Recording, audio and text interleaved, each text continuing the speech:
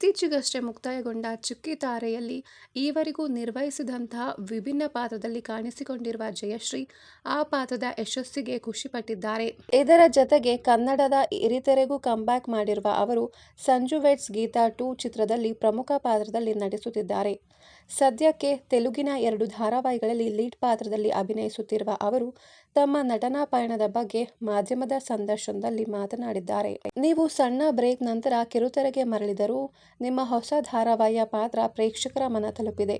ಈ ಬಗ್ಗೆ ನಿಮ್ಮ ಅಭಿಪ್ರಾಯವೇನು? ಒಂದೊಳ್ಳೆ ಪಾತ್ರದ ಮೂಲಕ ಕನ್ನಡ ಕಿರುತೆರೆಗೆ ಮರಳಲು ಕಾಯುತ್ತಿದ್ದೆ. ಅಂತಹ ಅವಕಾಶ ನನಗೆ ಚುಕ್ಕಿ ತಾರೆ ಧಾರಾವಾಹಿಯ ಯಶೋಧ ಕರ್ವೆ ಪಾತ್ರದ ಮೂಲಕ ದೊರೆಯಿತು. ಮೊದಲ ಬಾರಿಗೆ ಪ್ರೇಕ್ಷಕರು ನನ್ನ ಪಾತ್ರಕ್ಕೆ ಬೈತಿದ್ದಾರೆ. ಏಕೆಂದರೆ ಈವರೆಗೂ ನಾನು ಇಂಥ ಪಾತ್ರದಲ್ಲಿ ಅಭಿನಯಿಸಿರಲಿಲ್ಲ.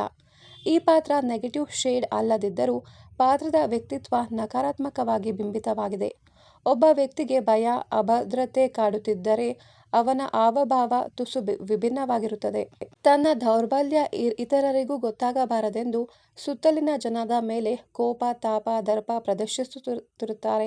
ಇಂತಹ ವ್ಯಕ್ತಿತ್ವ ಯಾರಿಗೂ ಇಷ್ಟವಾಗುವುದಿಲ್ಲ. ಅಂತಹ ಪಾತ್ರದಲ್ಲಿ ನಾನು ಕಾಣಿಸಿಕೊಂಡಿದ್ದೇನೆ. ಈವರೆಗಿನ ಧಾರಾವಾಹಿಗಳಲ್ಲಿ ನನ್ನ ಅಳುವನ್ನೇ ಹೆಚ್ಚು ನೋಡಿದ್ದ ಪ್ರೇಕ್ಷಕರು ಮೊದಲ ಬಾರಿಗೆ ಬೈಯುತ್ತಿದ್ದಾರೆ. ಜನರು ಬೈದರೂ ನನ್ನ ಪಾತ್ರ ಅವರ ಮನ ತಲುಪಿ ಯಶಸ್ವಿಯಾಗಿರುವುದಕ್ಕೆ ಬಹಳ ಖುಷಿ ಇದೆ. ನಟನೆಯ ಮೇಲೆ ಈ ಪರಿ ಸೆಳೆತ ಏಕೆ? ಈ ಕ್ಷೇತ್ರಕ್ಕೆ ಬರಬೇಕೆಂಬ ಯಾವುದೇ ಆಸೆ ಇರಲಿಲ್ಲ. ಒಂದು ಮದುವೆಯಲ್ಲಿ ಟಿ.ಎಸ್. ಸೀತಾರಾಮ್ ನನ್ನನ್ನು ನೋಡಿ ನಟನೆಗೆ ಆಹ್ವಾನವಿತ್ತರು. ತುಂಬ ಚಿಕ್ಕ ವಯಸ್ಸಿನಲ್ಲೇ ನಾನು ಈ ಕ್ಷೇತ್ರಕ್ಕೆ ಬಂದೆ. ಮುಂದೆ ಇದೇ ನನ್ನ ಜೀವನದ ಬಹುಮುಖ್ಯ ಭಾಗವಾಯಿತು. ನಾನು ನಟನೆಗೆ ಬರಲು ಪ್ರಮುಖ ಕಾರಣ ಟಿ.ಎನ್. ಸೀತಾರಾಮ್. ಭಾಷೆಯ ಹಿಡಿತದಿಂದ ನಟನೆ ಯಾವೆಲ್ಲ ಅಂಶಗಳು ಬೇಕೆಂದು ನಾನು ಕಲಿತಿದ್ದು ಅವರ ಗರಡಿಯಲ್ಲಿ.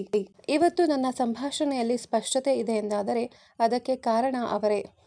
ಟಿ.ಎನ್. ಸೀತಾರಾಮ್ ನಿರ್ದೇಶನದ ಕತೆಗಾರ ನನ್ನ ಮೊದಲ ಧಾರಾವಾಹಿ. ನಂತರ ಮಾಯಾಮೃಗ, ಜನನಿ, ಸಮಾಗಮ, ಸಹನಾ, ಭಾರ್ಗವಿ, ಪುಣ್ಯಕೋಟಿ, ರಥಸಪ್ತಮಿ ಸೇರಿದಂತೆ 50ಕ್ಕೂ ಹೆಚ್ಚು ಧಾರಾವಾಹಿಗಳಲ್ಲಿ ನಾಯಕಿಯಾಗುವ ಅವಕಾಶ ಸಿಕ್ತು. 35ಕ್ಕೂ ಹೆಚ್ಚು ಕನ್ನಡ ಸಿನಿಮಾಗಳಲ್ಲಿ ಅಭಿನಯಿಸಿದ್ದೇನೆ. ನಟನೆಯ ಜೊತೆಗೆ ಅರಮನೆ ಮತ್ತು ಕಸ್ತೂರಿ ನಿವಾಸ ಧಾರಾವಾಹಿಗಳಿಗೆ ನಿರ್ಮಾಪಕಿಯಾಗಿಯೂ ಗುರುತಿಸಿಕೊಂಡೆ.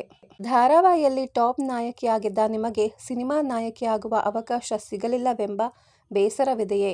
ಖಂಡಿತ ಇಲ್ಲ. ಏಕೆಂದರೆ ನನ್ನ ಕುಟುಂಬದಿಂದ ಈ ಕ್ಷೇತ್ರಕ್ಕೆ ಬಂದವಳು ನಾನೊಬ್ಬಳೇ. ನನಗೆ ಯಾವುದೇ ನಟನಾ ಹಿನ್ನೆಲೆ ಇಲ್ಲ. ಸಿನಿಮಾದಲ್ಲಿ ನಟಿಸುವಷ್ಟು ಸ್ವಾತಂತ್ರ್ಯ, ಧೈರ್ಯ ನನ್ನಲ್ಲಿರಲಿಲ್ಲ. ಧೈರ್ಯದಿಂದ ಹೆಜ್ಜೆ ಇಟ್ಟಿದ್ದರೆ ಸಾಕಷ್ಟು ಸಿನಿಮಾಗಳಲ್ಲಿ ನಾಯಕಿಯಾಗುವ ಅವಕಾಶ ಸಿಗುತ್ತಿತ್ತು.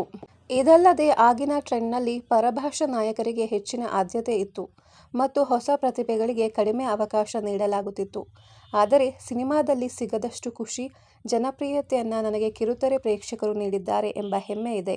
ಕನ್ನಡ ಮತ್ತು ಪರಭಾಷಾ ಧಾರಾವಾಹಿಗಳನ್ನು ಹೇಗೆ ಬ್ಯಾಲೆನ್ಸ್ ಮಾಡುತ್ತಿದ್ದೀರಿ?